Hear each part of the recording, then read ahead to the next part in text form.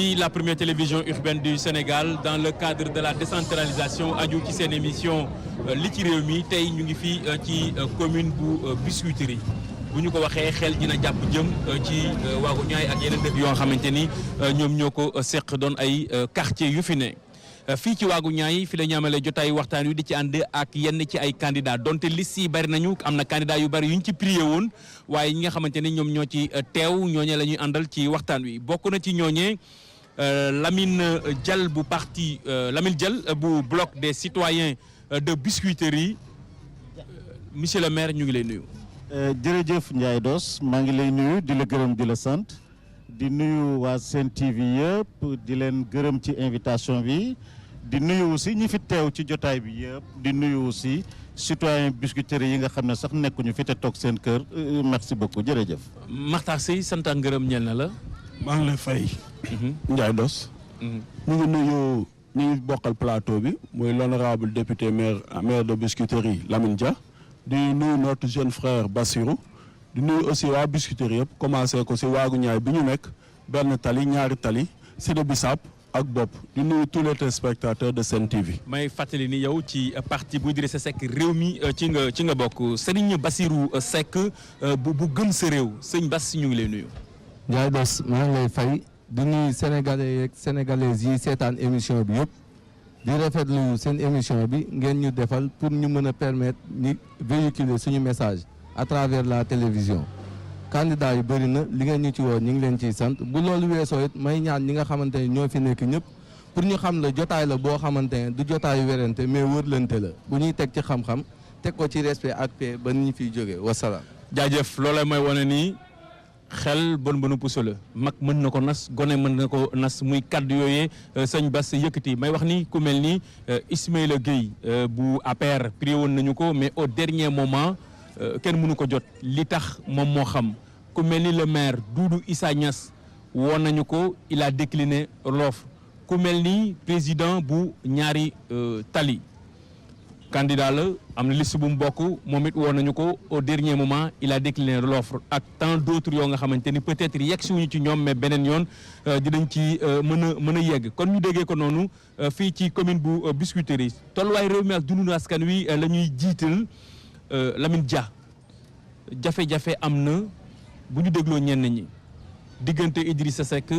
président de la République Macky Sall ak ki nga xamante ni moom moo di Abdoulaye Wade apparemment mel na ni recomposition dafa am ci situation politique bi ni nga xamante ni noonu lay doxee par rapport ak discours yi ñu fiy dégg mu mel ni téesante bi am diggante Idrissa Seck ak Mimi Touré mën naa ko wax loolu en tant que politicien bu leen xam ñoom ñaar lan moo ci sa sentiment. jërëjëf Ndiaye Dos maa ngi lay nuyu di la gërëm di la sant. yaakaar naa laaj nga ma question bu am importance man je pense que dañ ko tuddee teesante sax mais du teesante parce que ku nekk xam na ne réew mi fi mu nekk nii sentiment yi fi nit ñi gën a partagé ci réew mi mooy yaakaar ju tas parce que waa réew mi seen yaakaar dafa tas loolu yaakaar naa ne moo indi wax ji moo tax nit ñi wax Abdoulaye Wade mënul def li mu def ci réew mi li xew ci réew mi xew fi nit ñi nekk ci jaaxle àll bi tey ñi ngi jëm ci xiif parce que dafa bari foo xam ne jiw yi leen jox baaxul mbay mi baaxul man maa ngi jóge ci àll bi bu yàggul mais ne di nga dégg fan yu néew ne nit ñaa ngi ci xiif mais loolu nag nga ne kenn du ko wax mais mënul nekk mais foog Ablaye Wade jóg wax foog Idrissa Seck jóg wax dégg naa sax ñu naan dañoo lonko dañoo booloo mais du question de loolu mais li xel yëpp bokk di ko yëg yaram yëpp di ko yëg mais kuy wax tey wax dëgg moom nga mën a wax parce que montre yu baax yëpp ñoo bokk heure jamono ji ñu nekk montre yu baax yëpp ñoo bokk heure montre yu bon yi nag bëgguñu mukk leen ne da ngeen a retard wala da ngeen a avance waaw mais bëgguñu ko tu vois mais donc nag ay la yéwén li fiy xew di fi jàmbat foog ñu wax ko Mimi Touré nag je crois que duñu ko tontu li koy tontu mi ngi ci kanam li koy xaar mi ngi ñëw. lan moo koy xaar mais semb na loo xam ne ci réew mi mënu ci dara foo jaar nit ñi koo wax mu ne la réew mi neexul dañoo sonn suñu yaakaar dafa tas mais na jéem a régler loolu moo gën. régler problème est-ce que du fi Abdoulaye Wade bàyyi réew mi su loolu góom bi moo xóotoon est-ce que du góom bi Abdoulaye Wade bàyyi moo xóotoon pour paj mi xaw a jafe. waaw ma ne góom mënula xóot ba paj mi xaw a jafe kon Macky Sall moo kon cuune la parce que Macky fi mu jaar ci appareil d'État yëpp nekk directeur de société nationale nekk ministre ñaata yoon nekk premier ministre nekk président assemblée nationale digge fi digge yu tooy yi mu digge ci réew mi du question de góom bi moo xóot c'est que digge yi mu digge la xamul dara moom la mënul c'est ça le problème parce que Abdoulaye Wade bi muy dem daf fi bàyyi réew moo xam ne dafa am ay infrastructure réew mu tegu ci yoon mu bàyyi fi ay projet yu mu def ba ñëpp teg ci bët ba noppi nag bàyyi fi ay projet yoo xam ne seeni financement taxaw na dañ ko waroon rek jël yeggali mais loolu yeggaliwu ko mais Idrissa Seck wax na ko nee na projet yi ko fi Abdoulaye Wade bàyyil amul sax xaalis bu mu jëndal laso bu ko peinture mais kon nag wax ji leer na. voilà Lamine Diallo ñu ngi lay gërëm di la sant mais Matar Seye bu ñu xoolee situation bi nu mu demee est-ce que priorité bi nekkul woon feneen lu mooy bu Idrissa Seck génnee wax Mimi Touré génne fële tontu ko wala benn ministre génne fële tontu est-ce que loolu priorité la ci askan wi ak Idrissa Seck ni mu doonee ngënk ci wàllu politique est-ce que warul woon jombalee boppam dàggasante bi ñu wax nañu ko wax baatu dàggasante bi dàggasante lay def. waaw Ndiaye Dos ñu ngi lay nuyu encore une fois du nuyu nag les militants de Rewmi gis naa seen mobilisation te tey ci suba laa leen ko wax donc maa leen di remercier di leen féliciter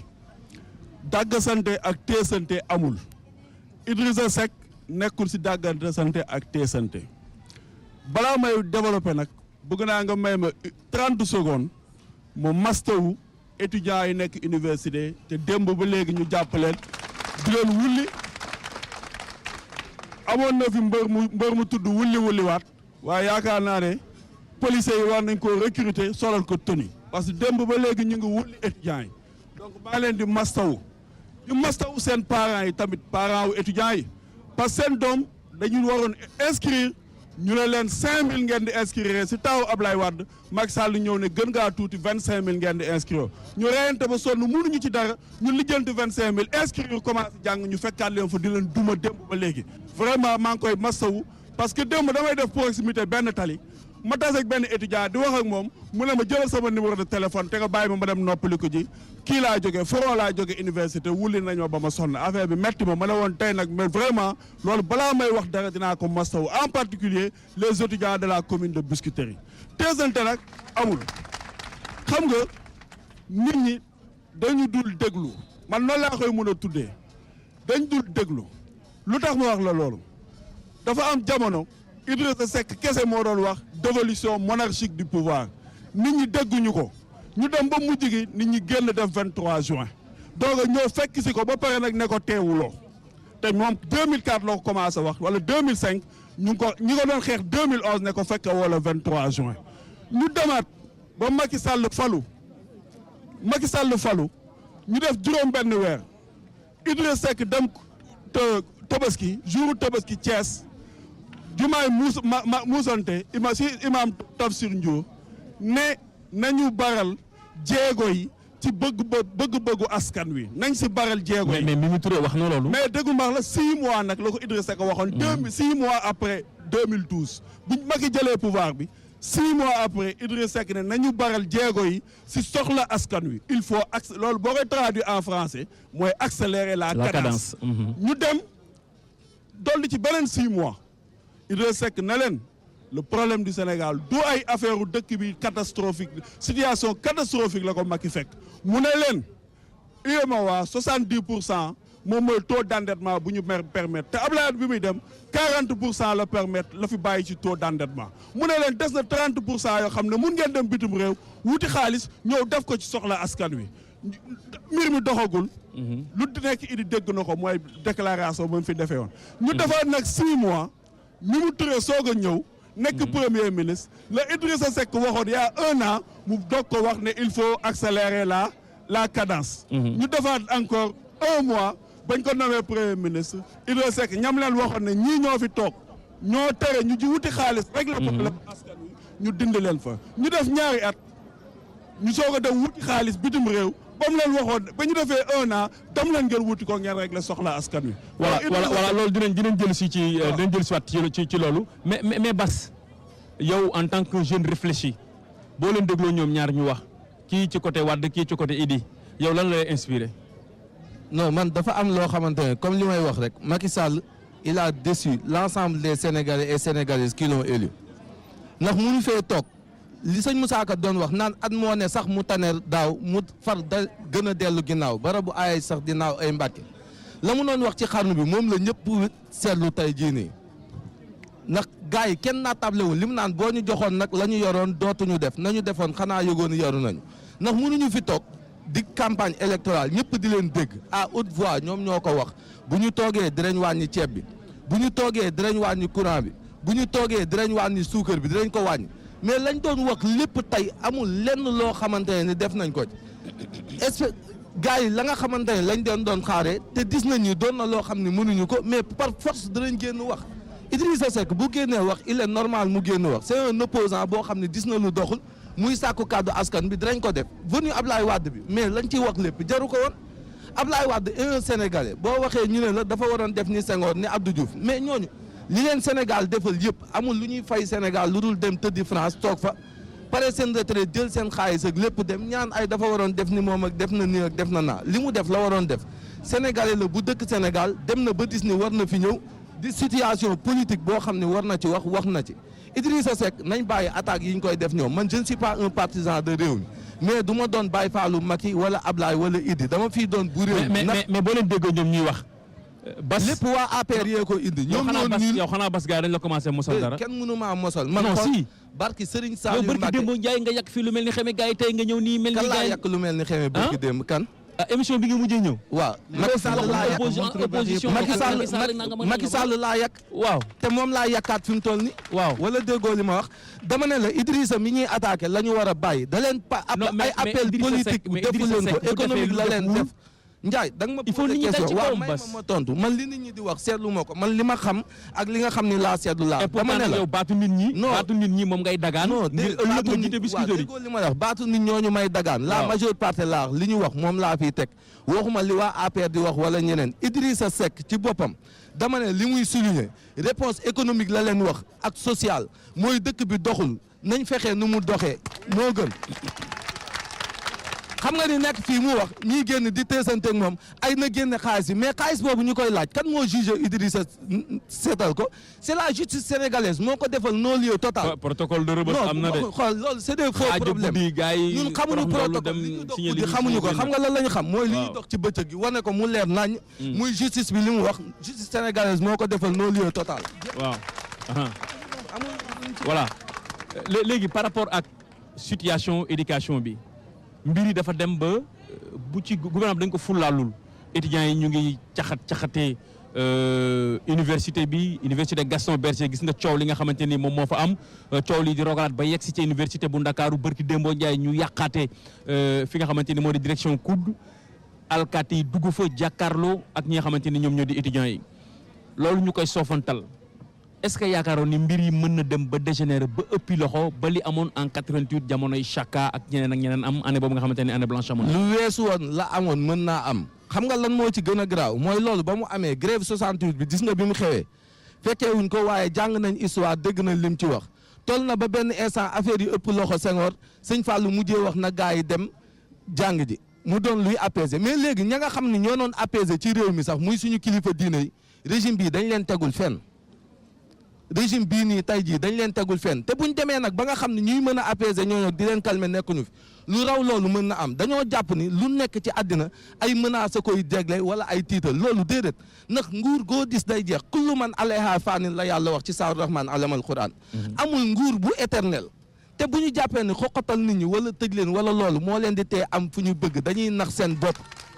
sëñ Bay Jaxate wax na ko nee na pexem yàlla moo gën pexem nit naxam ndax fa yàllay fexe yàq yeggu fa yàqamti nañ xeex yàqamti nañ xuloo waaye sëñ Tuubaa da ko leeral nee na xuloo ab yambara koy def xeex ñeen ñi kat a koy def waaye jàmbaar dëgg du xeex du xuloo day muñ ba yàlla fay ko te ku yàlla fay ku ne fayul la te ku mu fayu nga fayu. voilà jaajëf sëñ Bass mais bu ñu dellusee ci côté étudiant yi. est-ce que yaakaaroon ni gouvernement bi war na jël ay matuwaayam bañ a soofantal mbir mi def ko li war def ci li war ngir ëllëgati si biir li étudiants yi bëgg am donte ministre bi wax na ni li tax coow li gën a dem nii Abdoulaye Wade moo ko xam ndax moom moo def lu defuwul jox ay bourse ñoo nga xamante ni yelloowuñu ko est-ce que nguur gi amul geneen tërlin ak taxawaay goo xamante ne war na ko taxaw ci mbiru étudiants yi ngir fay ay wi ci nu mu gën a gaawee. waaw nguur gi ci début bi la ñu échoué parce que bi ñu ne dañuy def réforme universitaire ñu dem jëli koo xam ne professeur la woon fii mu bàyyi fi suñu université dem bitim réew di fa jaay xam-xamam ñu dem jëli ko mu def ko ay at nekkul Sénégal nga dem nga indi ko nga ne ko defal ma réflexion pour nga wax ma indi ma solution si échec bi foofu la mooy kan le professeur Souleymane Bachir qui dirige la réforme la commission de la réforme de l'enseignement supérieur donc foofu le gouvernement Macky échoué deuxième échec bi si démarche bi dañuy monter commission de réforme de l'enseignement supérieur bi kooku liggéey ba pare ñu soog a créer beneen commission bu réfléchir si mbirum éducation jox ko le professeur Abdou Salam maanaam yow yaa ngi xalaat si mbir nga njëkk xalaat bopp ba soog a nag ne ñi war a nekk ci suuf racine bi tronc bi ak yooyu yëpp nga koy ba soog a bëgg soog a teg fondement bi échec donc dans la démarche voilà Macky a échoué dès le début dans le choix des hommes et dans la démarche je crois que système éducatif boo ci réfléchir doo commencer par l'université doo xaar ba ñu ne université lii lañ fa soxla Souleymane Bachir ne amenez-moi des scientifiques à l'université nga bëgg ne gars yi nag léegi voilà la commande c'est une erreur de démarche loolu mooy ñaari erreur yi Macky def moo tax mu échoué beneen bi il faut pas se tromper bu ñu juum gis nga investissement bu ñuy def si njàngu xale yi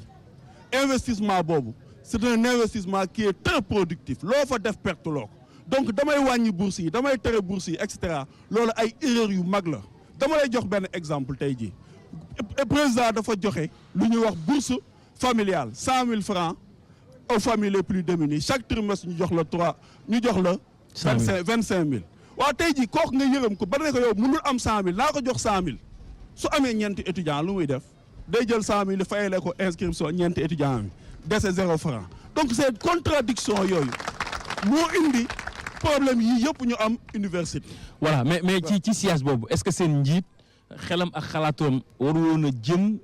a tëral aw yoon wu su ko waxee ñu bari ci askan wi dinañ ñu gongo moo gën mu naan ay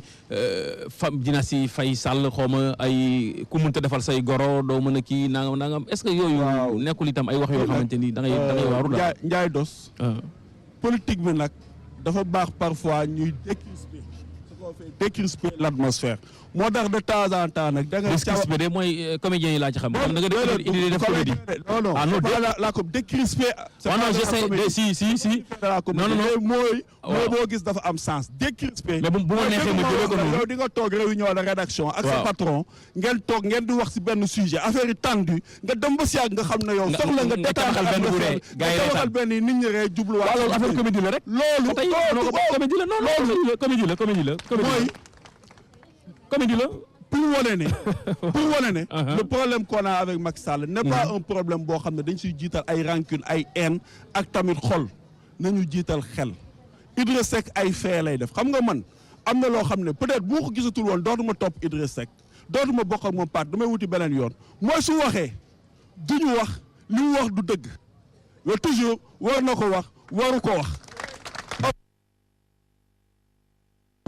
dale ma Idriss Seck su leen di woon naaj bi duñu xool naaj bi loxoom la ñuy xool naan loxo bi est-ce que wee bi gudd na dagg nañ ko loxo bi tilim na ngóor wala ñu xool ko moom et cetera da ngay xool li leen nit ki di wax naa la sànq gis nga sànq étape yu ma la jox bu si nekk ba mu ko waxee dañ ko attaqué mais ba ñu paree la mu leen waxoon lañ def moom la leen banquiers yi réflexe bu ñu am ci ministère des finances dañu am problème pour génne xaalis bi parce que réflexe la boo xam ne déformation professionnelle attaqué wu loon banquiers yi mais xam na métier boobu mais bañ lu ñu def dañ ko attaqué lu nekk ñu wax ko mais lu ñu def ba ñu defaatee ay weer lu ñu def dindi nañ fa banquier indi ñeneen dem indi beneen problème Idriss Seck loolu la ay fee lay wax bu ñun dañu xeex Karim Wade dévolution monarchique du pouvoir ñii ngay gis nii chaque jour ñu ngi woon place de l'Obélisque ñu ngi woon place de l'Indépendance dañu dëkku lacrymogène ba sonn defuñu campagne électorale ñii ngay gis ñëpp ñu xeex loolu pour mennum Karim Wade tey nga ñëwaat Sénégal ñu ne la Dakar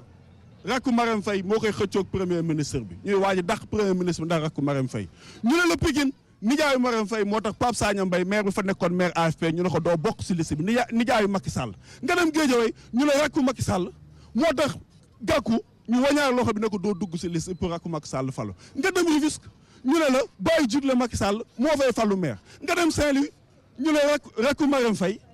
moo tax ñu dàq Mansour Faye moo tax ñuy dàq Alioune Badara Cissé mais Sénégalais war nañu seetaan loolu yëpp. est-ce que noonu la ñu ne demee kenn du ko tudd. est-ce que noonu la demee. ay fee laa la wax. non yow est-ce que du raisonnement boo am rek. non ay fee xalaat ñun nag ay fee la ñuy joxe est-ce que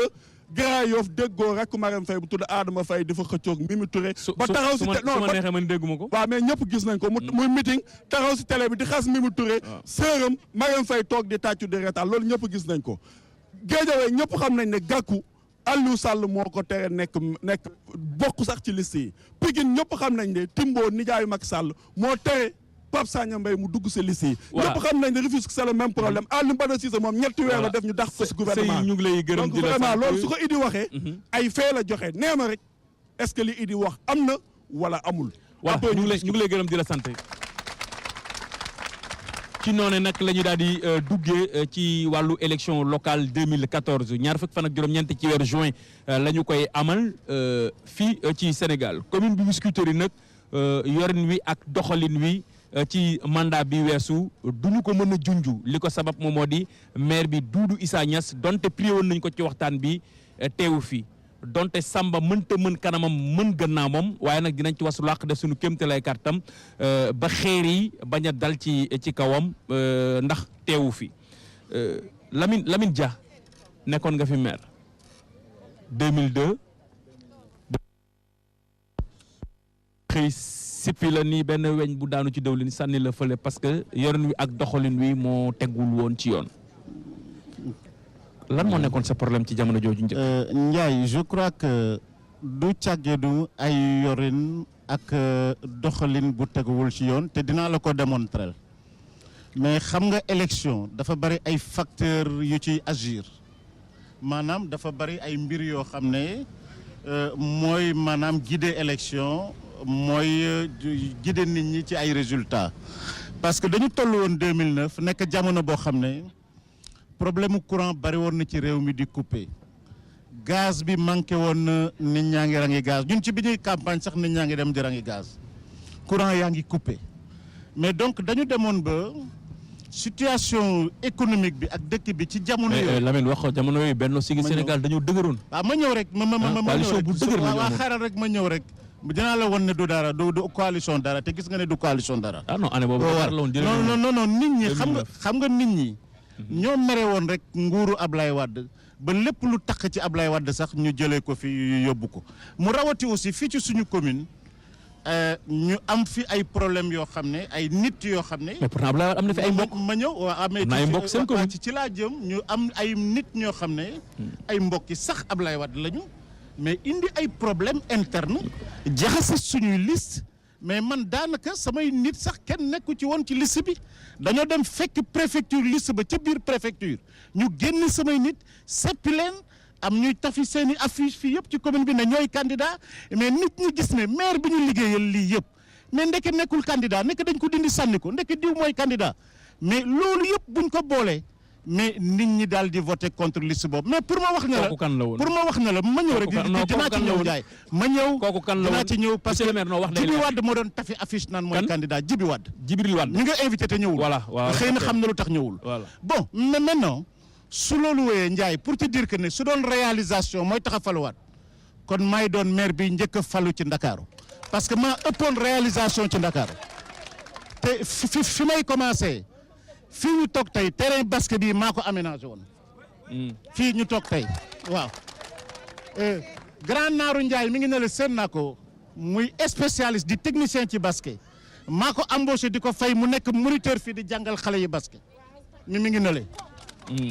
lii nga gis ni tey foog nga baal ma jonoog moom muy siège u ASC Jawon rez-de-chaussée plus étage maa leen ko tabaxal voilà. soo demee marché Mbabas maa ko tabax. kon yaa def lépp. marché Ngalaw non yaa def lépp mais comme li ñuy wax man li ma lay wax. weddi gis bokku ci weddi gis bokku ci. yaa def lépp waaw dama ne weddi gis bokku ci. waaye tax nañu foog la. soo ma dégloo rek ma wax la weddi gis bokku ci. déglu ma rek weddi gis bokku ci li may wax nit ñaa ngi dëkk Biscuiterie yi nit ñaa ngi toog marché Mbabas maa ko tabax marché Ngelaw maa ko tabax marché Ngelaw 2 maa ko tabax école primaire boo dem def naa fa salle informatique. salle de fête bi nekk Ngelaw tey ñu fay baale di fa def ay cérémonie maa ko defar. buntu mairie ba bi ma njëkkee ñëw sama oto dafa paan ci buntu mairie ba boo demee tey tali la bu ñuul kuk maa ko tali. kon li sotti ngiroo moo tax nga tali ko bu ngiroo loolu doo ko tali. dama laa jox exemple ni suuf sa meloon. kon exemple bi baaxul. mais bi ma ñëwee ci mairie bi. fekkuma fa ay oto moo tax Doudou Issa Niass waroon naa ñëw parce que ay carte grise laa fa fekk te gisuma oto te oto yi bi ma xoolee archive yi seet bañ koy jënd am na fukki at oto yi te nee nañ ma sax ka ko jënd moo jaay moo waxaale. waxin la su fi nekkoon ma toj ko mais comme nekku fi baax na moo jënd moo jaay moo waxaale. léegi may naa la nga toj ko. mais waaw ma ñëw rek. non may naa la nga toj ginaa ñëw. non may naa la nga faram fàcce ko ñetti oto ya fa nekk tey. ñetti oto ya fa nekk. maa ko jënd pas occasion mais bees ci sama mandat muy Sara bu bees di C3 bu bees di L200 bu bees maa ko fa jënd. voilà mais maa ko fa jënd. ok dama ne. taalibe yi ci commune bi tey bu ñu jooyatul tabaski jooyuñu ndey jooyuñu bàyyi muy 400 taalibe maa leen doon solal yére solal leen dàll jëndal leen xar defal leen tabaski. voilà donc Sey. Ndiaye mën naa ci continuer suba ba ngoon. voilà d'accord amul benn. léegi commune bi bu mën a wax li may wax. Sey léegi dafa mel ni Lamine Dia est nostalgique dafa mel li woon démb li mu doon dund. moom la doon wax boo gisee sax dafa am benn xaal boo nga xamante ni moom la àndal. non day dëgg rek. est-ce que si gestion Lamine Dia. gestion Lamine Dia. du ma wax Doudou Issa parce que nekk fii ci gestion Lamine Dia ci sa gis-gis selloon na sellaay boo nga xamante ni war naa mën a tax moom retourné waat di dagaan baatu askan wi. Ndiaye Dos mais population yi def nañu bilan bi 2009 population yi def nañu bilan Lamine Dia. su fekkoon ni le bilan est aussi reluisant ni mu ko waxee nii noonu la lépp naayisee ci commune bi mais nit ñi doo fa jóg dara kenn mënul ñëw nax leen ba ñu jëlee ko fi indi fi keneen. ca dëgg-dëgg. non problème mu bilan war xool man daal j'ai dit maire yi fi passé woon man du ma perdre sama temps di def seen bilan 2009 moom grand bi moo fi nekkoon waa Biscuiterie yi def nañu bilan am 2014 ki fi ne on va voir ban bilan la ko population yi di defal le 29 juin. man nag dama ñëw ak sama projet le projet 14 24 34 bee ngeen di gis di xool si kanam je veux pas regarder si ginnaaw man si kanam laay xool muy le projet 14 24 34. 14 24 34 mooy lan. dama ko nag tur bi nag moom dama ko jox waa Biscuiterie ne werante leen si ba si kanam. gaa ngi si werante nag ku nekk di jéem a xool signification bi yenn ni sax ñu ngi naa ma yow prof mat nga lii suite arithmétique la de raison 10 14 ma ne bàyyil rek werante leen ba si kanam mais contenu bi moom dinaa si ñëw ba si kanam mais 14 24 non contenu bi mooy lan. contenu bi waaw mooy projet bi nga xam ne moom la ñu bugg tabaxee commune de Biscuiterie def ko une ville moderne def ko dëkkuwaay boo xam ne nit ku dëkk Biscuiterie ku dëkk Biscuiterie di nga am fierté dëkk fi ba pare di nga am ay opportunité fii ci Biscuiterie nekk dans un bon environnement boo xam ne. di nga fi mën ci gan anam. ci gan anam. ci ak anam ressources financières ressources yi ñu identifier 3 types de ressources la am na ressources yoo xam ne c'est des ressources internes budget maire bi am na ressources yoo xam ne c'est des ressources en partenariat avec l'État 3e type de ressources lu ñuy wax le partenariat public privé dañu bëgg indi des financements innovants may joxe benn exemple par exemple grand bi nee na moo tabax fii am nañu projet pour defaraat ko bu ñu sayoon dinañ dépasser nu mu mel nii ñu dem vers loo xam ne day nekk une salle fermée un gymnase tëj ko am aération et tout boo ko waxee financement bi mun nga ne budget maire bi attanu ko waaye peut-être budget ville bi mun na ko attan mais mun nga indi yeneen ressources yoo xam ne da ngay indi le financement innovant muy ba par exemple mun naa citer benn lu ñuy wax le naming en anglais maanaam wutal fii tuddee ko nit mais tuddee boobu société nga koy tuddee par exemple benn entreprise bu mag nekk si dëkk bi ñu waxtaan ak ñoom ñu tuddee leen place bi ñoom ñu financé ko di ko exploiter de commercialement maanaam di si def publicité bi loolu mooy bokk na ci financement yi nga xam ne moom la ñu bëgg fexe indi ko ci commune bi parce que xam nañu limite budget mairie bi parce que man aussi damay jàngale finance di ko former ay étudiants ci loolu am na domaine boo xam ne mun nañ ci jàpp pour yokk capacité financière u mairie bi dama ci jox benn exemple place bi waagu ñaay objectif boobu lañ ci am parce que lu tax sax ñu passé à ça au début sax dañ ne woon rek muur ko ni def ci mbaar mais ñu ñëw visite proximité population yi dëkk jege saal jege fii nañu bruit bi xale yi dañuy basket di ñu yee 7 heures jour yi ñu liggéeyal bëgg def grasse matinée xale yee ñu yee ñu ne donc mun nañu évoluer loo projet bi mais évoluer lee ko moo am ay étape gymnase mais l' étape ultime mooy lan salle boo xam ne salle insonorisée lay nekk nga xam ne xale yi bu ñu nekkee ci biir di basket du ñu yee ñu dëkk côté bi mais loolu yëpp comme ni ko projet bi tuddee rek boo déggee 14 24 34 lu ñuy liggéey yëpp noonu lay demee benn étape defaat beneen. voilà ñu ngi lay gërëm di la sant Bas quelque part ci doxalin yéen da ngeen ñëw ni da ngeen di indi leneen lu bees li fi nekkoon da ngeen ko fi jëlee indi leneen. yow en tant que jeune. nan nga fas yéene dugalee ca loxo fexe itam ba foqati ko ci loxo mag yi mu ne mën koo doxal nan nga ci doxalee. en fait li ma fas indi mooy sama programme. comme li sa waay wax léegi rek dafa am loo xamante ne moom du ma ci jéem a sax dugg maire bi fi nekk liggéey naag liggéeyul population bee koy voté dem voté ju jour urne bi li résultat yi joxe dinañ ko xam ñi fi nekkoon def nañu lan moo tax ñu sanctionné loolu tamit population bee koy jiite mais man en tant que leader de parti gëm sa réew li ma mën mooy indi suñu participation ak li nga xam ne jàpp nañ ni buñ ko defee ci commune Biscuiterie yi commune bi dina jag ci biir loolu ma indi liñ naan paix et sécurité ci suñu programme muy jàmm ak kaaraange santé et salubrité muy wér-gi-yaram ak cet éducation et travail di xam-xam ak liggéey écoute et assistance déglu ak taxawu pour ñun l'importance à Biscuiterie c'est la population li ñu soxal mooy ñoom te lenn lu ci nekk ci programme boobu teg nañ ko damay jël lu mel ni éducation dama dem ci yenn écoles yi laaj leen boo duggee lu mel ni Amadou Traoré 15 salles yu ñu tabaxa fa nekk 19 salles yu ñu soxla la am na classe yoo xam ne dañuy war a jàng mais ils sont obligés génn seen yeneen moroom dugg ñu ne bu ñu toogee li ñuy njëkk a def mooy réduire déficit bi nekk ci salle de classe li nga xamante ne seetlu nañ ni niveau d'étude bi day gën di baisser di dem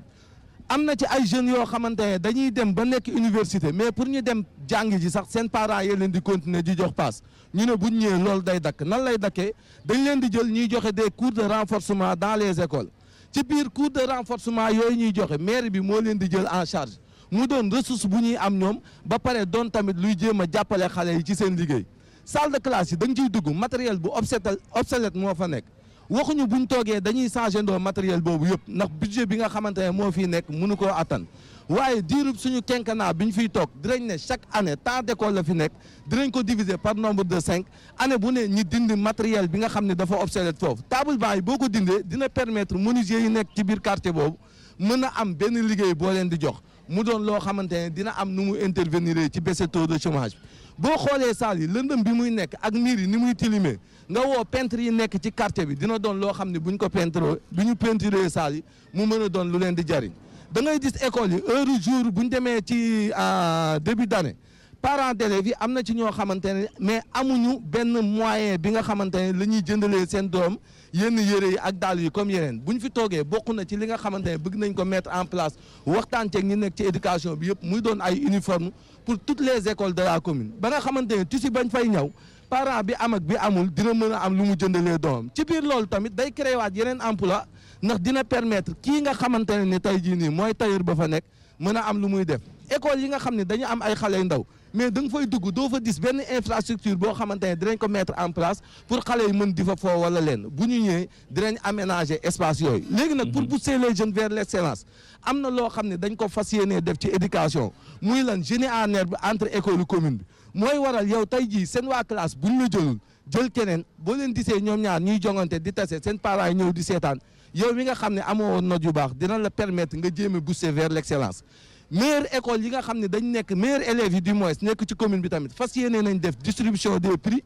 boo xam ne chaque année dañuy ñëw tànn les meilleurs pour ñeneen ñi ci bokkul mën koo dem idem tamit pour ñenn ñi nga xam ne du doon meilleure école yi chaque classe mais par école. mais kon yow waaw may ma dégloo sa programme bi yëpp ci éducation la. déedéet éducation dafa doon base lii gën a dem xam nga dafa am ci dund loo xamante ne dañ ko wax ci économie bala ngaa jàng il faut nga wér. waaw kaay ma wax la dama bala ngaa jàng il faut nga wér. kaay ma wax la dama xam nga dama la wax sànq sama programme nee la dafa bokk ci lenn paix et sécurité ma ne la mooy jàmm ak kaaraange daal di ci teg santé et salubrité nee la mooy wér-gu-yaram ak cet nee la éducation et travail muy xam-xam ak liggéey écoute et assistance déglu ak taxaw laa la wax commencé éducation et travail may ma yegg bu ma ko temps bi mayul nga jëlaat tour de parole. non temps bi kay du la ko may nag. waaw léegi bàyyil ma ñëwaat bu ñëwaatee. non c'est-à-dire li yëpp ñamali la ci éducation waaw d'accord sëñ Bass li yëpp ñamali la may fàttali yéen ñi nga xamante ni yéen a yittewoo li ci réew mi ci la première télévision urbaine du Sénégal am na ci yeneen i feem yoo xamante ni dinañu ko tëral incha allahu rabbi aju ci wàllu campagne bi l'attaque campagne bi sax ndax ñu ngi nekk ci pré campagne ci dinañu ko door émission bii di ñëw incha allahu rabbi formule bu bees bi ñu jël ci li ci réew mi ci la ñuy fas yéene ànd ak yéen kon mboolem koo nga xamante ni candidat la ak gox bu mu mën a nekk bu fekkente ni dafa bëgg a bokk ci li ci réew mi mën na ñëw jege si Sen TV ñu xool naka la ñuy def ak moom ba émission boobile ñu mën ko def ci ngën gi anam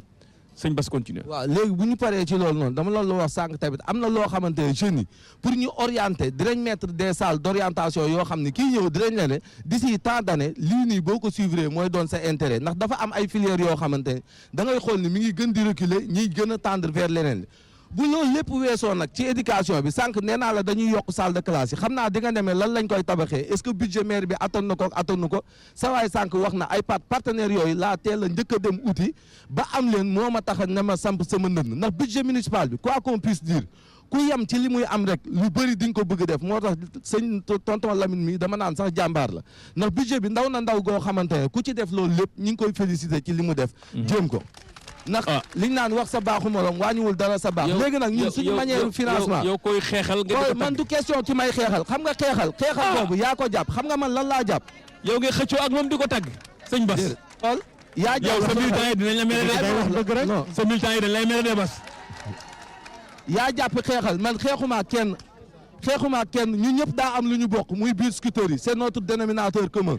kenn ku nekk am sa xam-xam boo xam ne jàpp nga ni boo ko defee dina dem population bi tànn bi nga xam ne lañ jàpp ni moo leen gënal pour kooku mënee loolu bu ñu paree ci lii ñooy toogandoo waxtaanandoo ku nekk la nga amoon te jàpp ni mën na jëmal commune bi kanam nga jox ko population bi fal moom mu doxal ko ndax lenn laa gëm mooy yàlla mooy fal mooy folli du ŋaaññi ko du ŋaaññi Lamine du ŋaaññi tonton Lamine du moins mooy tax ma bañ a falu du wax lu baax li mu def moo may tax a ñàkk a falu yàlla miy tànn quli allahumma malikul mulku tuuti mulku ma tashaa wa tu'izzu mulku mimman tashaa gi laa gëm yàlla mooy fal te li mu def na ko ñu ngi leen di gërëm di leen sant mu nekkoon seen émission li ci réew mi voilà ah ay bëggante la voilà ñu ngi leen di gërëm di leen sant mu nekkoon seen émission li ci réew mi ci la première télévision urbaine du Sénégal ñu dem régie seetaan publicité jëli soit ci waxtaan wi.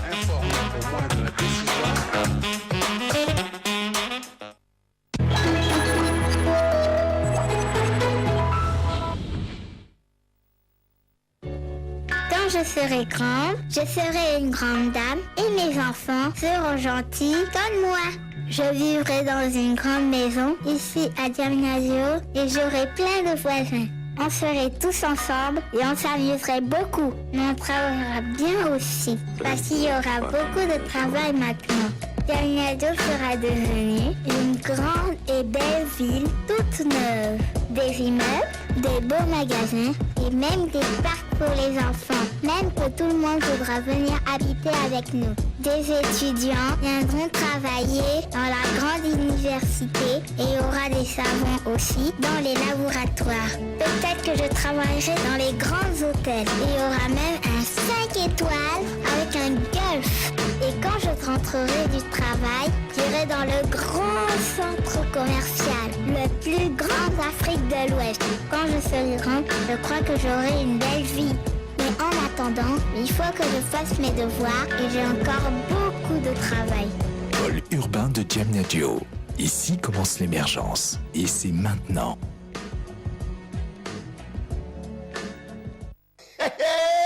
Johnny, why the 14 money nam? léegi ak 25 francs rek bu la neexee nga yónnee xaalis fépp ci Sénégal waaw juróomi dërëm dong joni joni noo day dem njëkk yi yomb dalee ko ci juróomi dërëm lii ka neex te yomb waay rax ci dolli joni joni ngi fépp ci biir Sénégal ak réseau 4500 points waaye xam ngeen lii mooy jege askan wi kon nag taamu leen joni joni ak njëgam yu bees yii. Promo valable jusqu'au 31 juillet. joni joni soxla bu teew moo ci gaaw. Dakar Live bu bees ba dikk na Alaaji Ibrahima Ba imaam la nee na juróom fukki at a ngi nii tegul bët ay doomam la ilaha illallah lii mooy dëddale wala boog la séparation mystique provoquée ci Dakar Live bu bees bi mi ngi ni la di ci def nag ab dossier bu am solo waay ci dëddale waaw dëddale mbir moomu nga xam ne liggéey bu bon moo koy def ay waay liiral madame Dieng waaw nee na wujjam moo ko tàqaleeg jëkkëram ba faw la ilaha illallah Fatima ne moom wujju yaayam day moo jaxase seen kër yëpp ngir ay mbirum ndonnu Salim Mbaye ak Maymuna Fall ne ñoom seen goro moo yàq seen sëy waaw baaraamu tuuma bu rëy la ñu joxoñ goroy dee ci Dakar Live bu bees bi ab maaman ne moom maanaam ab sëriñ waaw nee na li ëpp ci ñi koy seet si day ay mbirum dëddale ay meer yu bëgg seen sëyu doom tas ba ni tasar la ilaha illallah ndax dañoo mere seeni goro yu jigéen tey Dakar Live wax ak Kati Diop waxtaan bu neex Kati Diop bu Écurie Dakar waaw di wax yu doy waar ci premier daanu bu Yékini Kati di wax tamit lu tax mu génne Écurie Fass ak yu doy waar ci biir làmb ji Dakar Live bi waaw laaj ay mbir ab bool daa sukatu bool bi ne dëgg bool moo tax mu am ay kër woyaasi ak yeneen i teraanga sax waaw jëy man dema dugg ci dëggum bool Jo Mansour moom Paparazzo sénégalais dama woy morceau bu neex ak Wally Ballago Seck Jo Mansour góor yàlla bu mat sëkk la waaw jaar-jaar bu doy waar la am waaw Wally Seck moom fan la demoon xanaa ca Zénith gaye ma ne Wally toj na Zénith de waaw ku weddi xoolal ma yu yanj yi te Zénith jay Wally toj na Zénith non Dakar Live day dem nag maa la ko wax Dakar Live étonnant et détonnant à lire et à conserver ma ne dara du ko téye Dakar Live bi ma ne day dem laa la wax.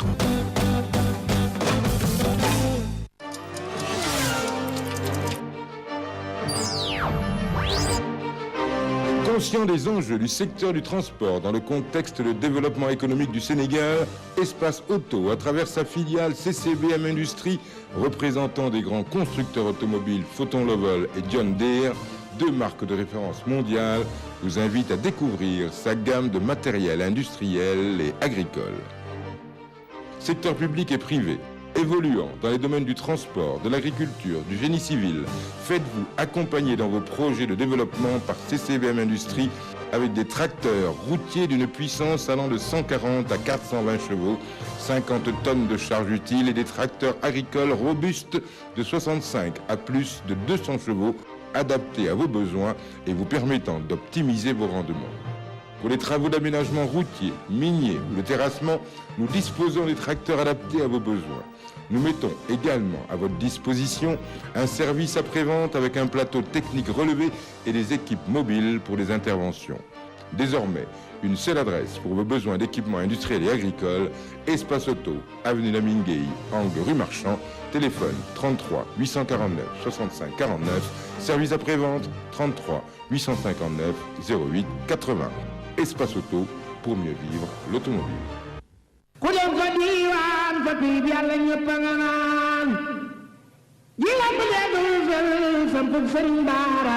mbokk jullit yi mbokk talibé yi asalaamaaleykum wa rahmatulahi taala wa barakatu ci ndigalu Serigne Sidil Maxtaan Mbacké xalif général des Mourides yal na fi yàgg lool te ànd ak wér ci kilifteefu Serigne Cheikh Saliou Mbacké xalifa Serigne Saliou Mbacké ak njaboot Serigne Saliou yëpp comité de pilotage bu journée culturelle Serigne Bara Mbacké Khadim Rassoul ñoo am mbégte dégle juróom-ñeenteelu édition journée culturelle Serigne Bara Mbacké Khadim Rassoul ñu tuddee ko juróom-ñeenteelu doomu Serigne Touba di Serigne Saliou Mbacké juróomeelu xalifa Maam Borom Touba samedi lay doon ñaar fukki fan ak ñeent ci weeru mai 2014 ca CICES ñu ciy rendre hommage Serigne Abdou Hakim Mbacké Serigne Moustapha May Mbacké Serigne Abdou Baxé ak soxna Mam Asta Bara Mbacké mbokk jullit yi mbokk talibé yi xarit yi soppe yi am di jàmm yi bés bango juróom-ñeenteelu édition journée culturelle Serigne Bara Mbacké ibn Cheikhul Khadim ñaar fukki fan ak ñeent ci weeru mai 2014 ca CICES ku ci bëgg ay leeral ak i tegtal wooteel 77 578 68 05 77 301 15 98 wala 77 651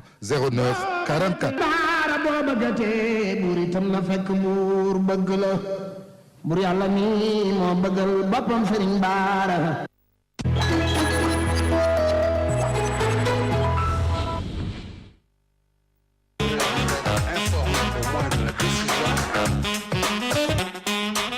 waa régie sant ak ngërëm ñeel na leen ci noonu nag la ñuy daal di tàbbee ci askan wi xam ngeen ni li ci réew mi population bi dañ ci am wàll dañ ciy tànn ñenn ci ñoom au hasard ñu poser ay question sunu invité yi nga xamante ni ñoom ñoo fi teew. noo tudd.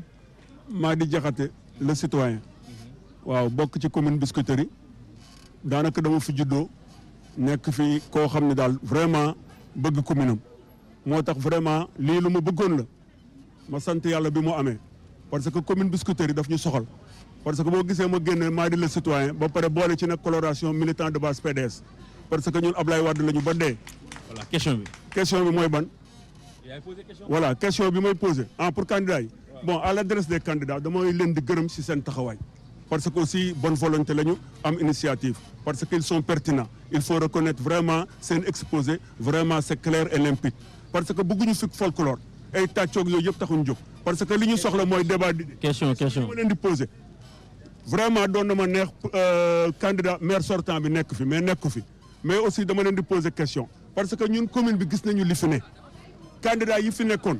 comme Lamine ni mu ko waxee am na lu mu fi liggéey mais ñun dañu bëgg commune boo xam ni qui répond aux besoins des populations surtout génération future bi parce que yéen seen programme war na nekk programme yoo xam ni du question uniquement marché ay cantine parce que programme yi fi nekk. fa la xaalis ba nekk de. mais fa la xaalis bi nekk mais sant. man da ñàkk ci commune nag. d'accord mais dafa benn commune ñetti marché amul baaxul parce que dañ fi waroon créer centre de métier les jeunes sont désœuvrés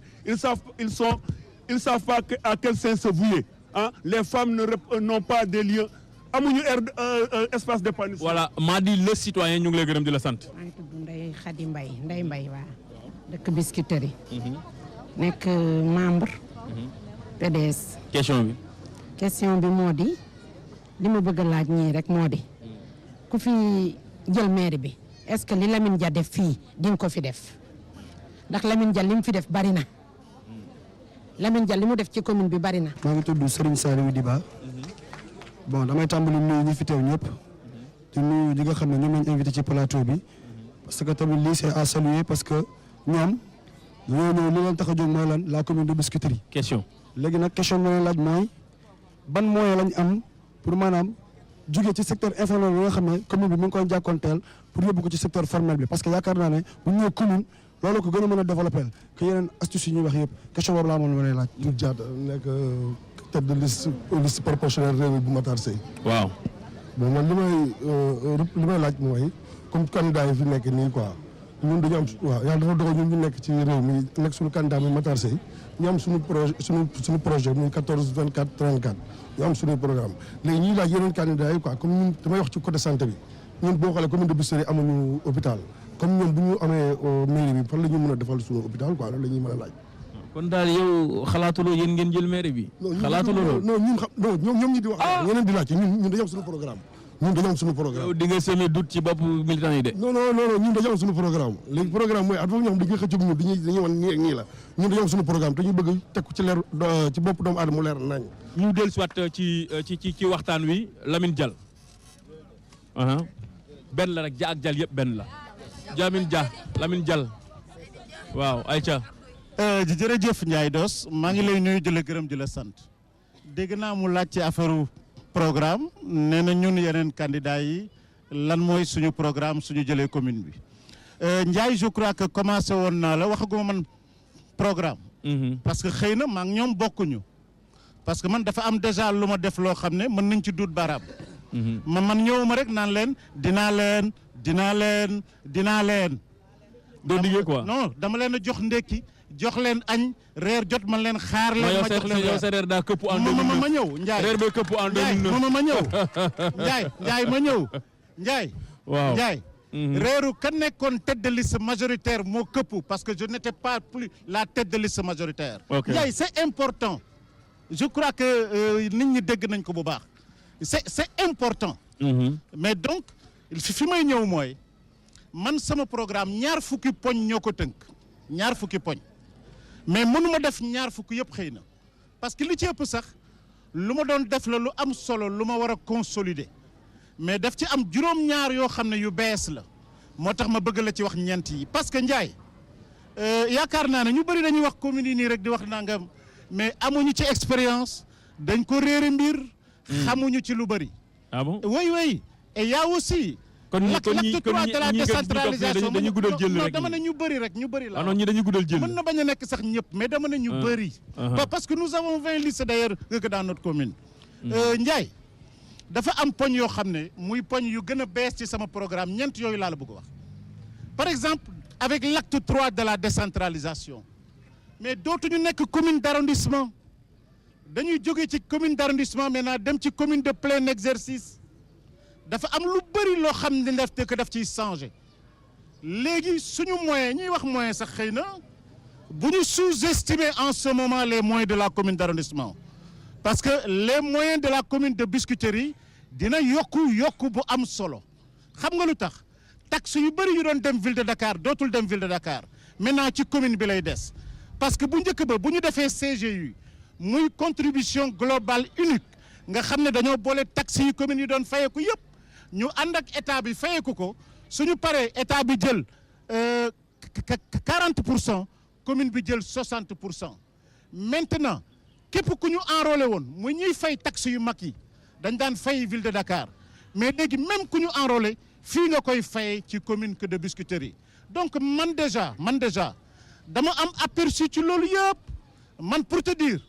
du ma gaawtu du ma waxagum mais xayma naa sax lu war a nekk budget commune que de Biscuiterie. ñamal ñu man xayma naa ñamal ñu ci mu doon ñu am dinaa ci ñëw Ndiaye ma ñëw. ma ñëw Ndiaye ma ñëw primeur bi monsieur Dia. dinaa ci ñëw. ma ñëw. waaw ma ñëw mais donc ñeent ci benn point yu bees yooyu mooy ñun dañuy nekk commune de plein exercice xëy na Kadakar entente Kadakar ni mu demee woon dootu ko mën a demee mais donc.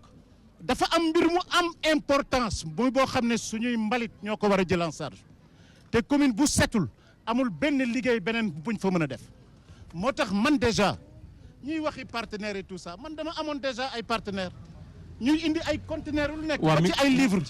ba ci ay livres defar bibliothèque fii ci mairie bi boo demee man dama ko defaroon bàyyi fa 8000 ouvrages ci bibliothèque bi 300 francs la xale yi doon fay pour mën a jël ay livres at bi yëpp ndax pour ma mën a jàng mais tey soo demee ci bibliothèque ba tey dégradé wu na livres yi dem na yi yàqu na man looloo ma metti Ndiaye moo tax su ma paree amul quoi mais c'est ça Ndiaye ci wàllu mbalit mi déjà moi j'ai déjà discuté avec des partenaires ça c'est un document sur le traitement des déchets Ndiaye unité yi ñu fi war a indi tey déjà lépp waxtaan naa ci ak ñoom. et on va le faire par l'intercommunalité xaaral ma wax la njëriñ. non waaw non lépp xajul lu duuf ci nag bi xajul cin bi. waay lu duuf ci nag li. waay xajul ci cin bi. ah dinañu waxtaan incha allah rabi ah. incha allah rabi nga dellusiwaat ci biir émission bi ah. voilà waaw mais Ndiaye non mais xaaral au moins ci traitement des déchets bi rek ma defal la ci résumé bi nga mën a comprendre parce que unité la boo xam ne su ma ko defee fii tey waaw su ma ko defee fii tey amul pollution du yàq problème mu environnement bi dootul doon comme ay centre d'enfouissement di technique yi ñu doon def ñi fële Sindia ñi naan fii lañ koy def ñi naan kenn du ko def fële waaw mais ñi naan kenn du ko def d'accord mais d'accord moo tax Ndiaye mbir mu nekk daf lay yee kooku ville de Dakar a ko yoroon moo tax bi ma jàngee ci loolu ma dem uti leneen lu dul indi coow loolu te unité bi dina jël Ndiaye soo seet 500 tonnes d'ordures par jour unité bu ci nekk te booy seet unité bii Ndiaye dina produire engrais muy un type d'engrais bu ñuy appelé NPK boo xam ne tey sur le marché international soo ko bëggee jaay prix bi gën a ndaw tey di nga mën a jaay 250 € la tonne te mën na produire 100 tonnes d'engrais par jour Ndiaye te 80 emplois fixes mën na ko jur Ndiaye te 100 tonnes d'engrais yooyu tey suñu ko doon jaay tey ñaata million lay indil commune bi xam nga léegi mbalit or lay doon ci commune bi dañuy for mbalit defar ko am ci engrais am ci xaalis nit ñi liggéey ci Ndiaye su ma ñëwee ci yeneen it naa la wax na lan la ci def. wax ji yomb na de wax ji yomb na trop ah monsieur Seye wax ji yomb na trop ah ñu ñëw ci réponse par rapport ak question yi. le document est là, tout est déjà fait. Voilà Matar. waaw damay remarquer rek ne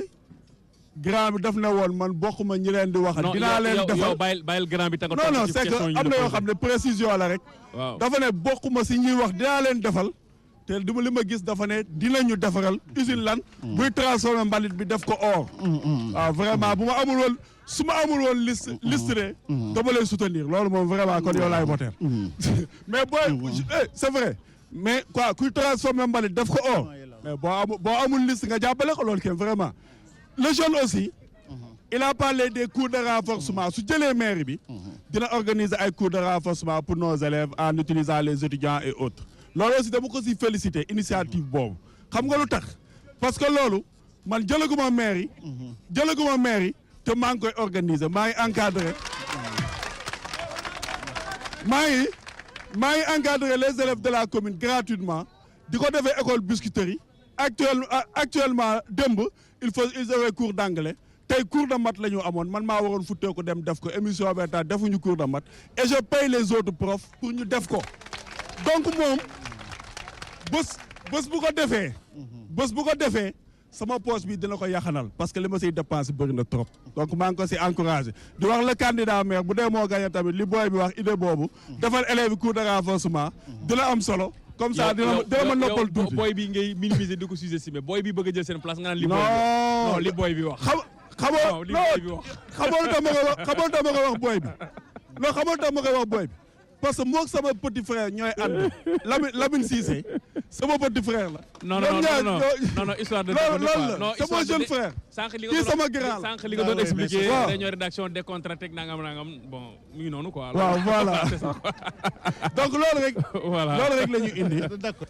bon donc en ce qui concerne l'expérience moom moo démentir boppam. parce que bi muy jël maire bi yaakaar naa c'était la première fois mu koy jël te lim na fi bilan boo xam ne c'est tellement élogieux première fois bu mu ñëwee donc li mu nangulee boppam ne première fois mun na def loolu yëpp na nangul ne keneen tamit première fois mun na def loolu nañu ko nangul. léegi nag tontu ki wax est-ce que mun ngeen def plus. mais dama jaar ci conseil est-ce que mun ngeen def plus. le projet 14 waaw mais ma xamoo fan laa jaar. projet 14 24 34. projet la boo xam ne bañ ko présenté ñu bëri dañu ne yéen lii ngeen di présenté c'est une ambition sax présidentielle parce que lii dafa dépassé mbirum commune. pour dire que ambition bi ñu am ñun suñu ambition du yem si def li Lamine Dia def wala li beneen maire def ñun Biscuiterie yi li ñu wax ak population yi en tout cas bu ñu duggee si kër yi de lu ñu wax ak ñoom mooy dañu bëgg Biscuiterie yi ñu koy citer en exemple parmi les communes te loolu. population yi la ñu dem si kër yi di leen seet di wax ak ñoom di leen woos pour ñoom ñu joxe seen contribution si projet bi bëri na tey jii ñu bëri ñu siy liggéey ñoo xam ne seen kër lañ leen fekk exposé leen ñu rejoindre dugg si liggéey bi. léegi nag am na aussi booy bi wax na affaire centre de métier dama lay jox benn exemple rek parce que projet 14 24 34 su ma ko doon wax une heure de temps yi du doy da nga may jox micro mais centre de métier comme wax na ko. mun naa wax ne am na lu ñu tuddee si projet boobu l'université des métiers de Biscuiterie. soo déggee université da ngay foog ne am bac dugg la déedéet doo am loolu de ñun dañu ne élève bu yem CM2 warul ñu jàngam warul mun continuer dàq nañ ko kooku ñu dugal ko filière boo xam ne day tolloog niveau boobu filière de formation professionnelle formé ko université boobu loolu lay def ki yem 4e dugg filière am na filière bu tolloog niveau ki yem seconde dugg ki yem terminale dugg ñiy dem université ñu ubbil leen ay formation yoo xam ne professionnel pour xale yi am formation parce que dugg nañ si commune bi chômage bi nit ñi dañ ñu koy wax chômage bi dañ ñu koy wax si commune bi te chômage bi nag formation la donc ñun est-ce que chômage bi du phénomène national. waaw mais phénomène national la. mais yow boo jëlee commune soo ne rek damay yem si commune lu muy def dinaa toppatoo mbalit mi dinaa toppatoo jàng bi mais population yi dañuy am déception da ngay dem bilan nga am problème nga ne man li ma fi liggéey yëpp ñu jëlee ma fi fekk population yi dañuy mere état. sëf la ko yow donc solution yi ngay proposer da ngay proposer des solutions globales jublu soxla yëpp li nga mun si budget bi si nga def ko wuti ay financement innovant sauf état bi tamit pour état bi jàppale la si li ngay liggéey donc loolu mooy li nga xam ne bëggoon naa ko wax par rapport question yi ñu posé soo beneen bi nag domaine éducation lu tax ñun lu mu wax Bassirou lu mu wax def ko priorité ñun moo tax ñu dugg si di yoo xale yi di leen former pour que suñu école yi booy ñu am à biscuiterie des bacheliers des taux de bacheliers très importants. daaw septembre dañu xuus ak ñoom si taw bi pendant 1 mois yor leen école biscuiterie di tàngat suñu candidats yi war a def bac bii di ñëw. te depuis lors on est avec eux. sëñ Bass par rapport ak interpellation yi. Ndiaye j'espère que dinaa dugg ci programme bu baax. en fait damay njëkk a wax ci mon père. li mu wax sànq tonton Lamine ci kii bi quoi usine d'incinération bi. lu jëm ci mbalit li